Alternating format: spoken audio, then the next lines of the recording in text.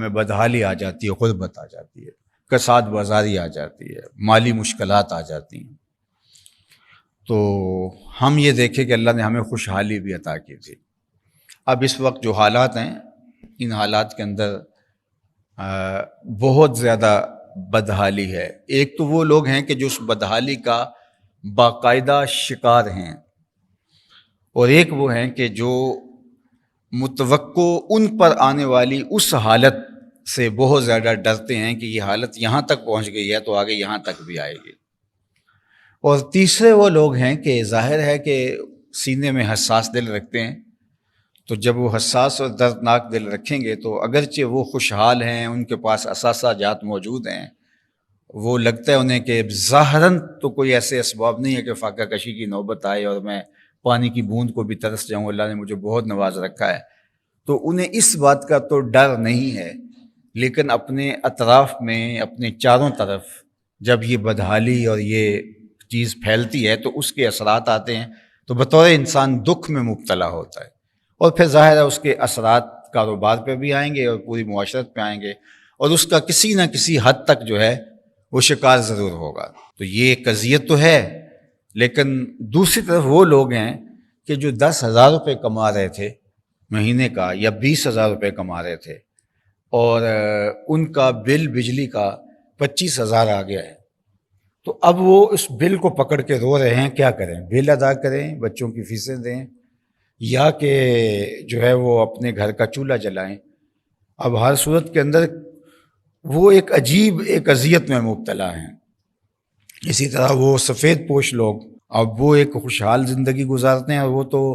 اب وہ بھی جب اس مشکل میں آگے اپنے حساب سے، تو وہ تو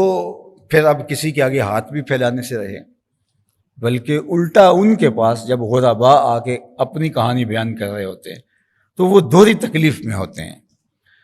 کہ میں تو خود اس اذیت میں مبتلا ہوں، اس کو نہیں بتا سکتا اور کسی اور کو بھی نہیں بتا سکتا، اب اس آنے والے کو خالی کیسے لوٹاؤں؟ اس کی جو شرافت نسبی ہے اور اس کی طبع کے اندر جو فیاضی گندی ہوئی ہے، وہ ساری چیزیں جو ہیں وہ اس کو ایک عجیب بے چینی میں مبتلا کر دیتی ہیں کہ اب میں کیا کروں اور اس کو کس طرح اپنے گھر سے، دہلیز سے خالی لوٹاؤں۔ تو یہ ایک مشکل صورتحال بن جاتی ہے قوموں کے اوپر جب اس طرح کے معاملے آتے ہیں۔ تو اس طرح کے جب معاملات آتے ہیں تو سب سے پہلے کام کرنے کا کیا ہوتا ہے، جو ہم کبھی بھی نہیں کرتے؟ سب سے پہلے کام کرنے کا ہوتا ہے استغفار، کہ ہم سے کوئی غلطی ضرور ہوئی ہے جس سے اللہ کی ناراضگی ہوئی اور ایسے حالات آئے، اور جو اس حالات کا اس حد تک شکار نہیں ہوئے، انہیں چاروں طرف جلتی ہوئی آگ دکھائی دے رہی ہے اور وہ ان کی دہلیز تک نہیں پہنچی، اگرچہ اس کی حدت پہنچ رہی ہے چونکہ پورے معاشرے میں آگ جل رہی ہے، تو ان کے اوپر جو ہے وہ استغفار کے ساتھ دوسری چیز واجب شکر اور سخاوت ہوتی ہے، اور وہ ان کا جتنا بھی دائرہ ہے، جتنا بھی ان کے ماتحت لوگ ہیں اور جتنی ان کے پاس گنجائش ہے۔ لیکن بدقسمتی یہ ہے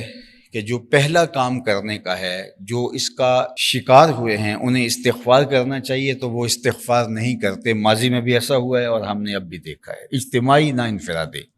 بہت کوئی 1000 میں سے ایک ہوگا تو میں اس کی بات نہیں کرتا، اور دوسری جانب جو اس طرح سے اس کا شکار نہیں ہوئے تو ان کو اس موقع کے اوپر اپنی تجوریوں کے منہ کھول دینے چاہیے اور اللہ سے توقع رکھنی چاہیے خیر کے حالات جلد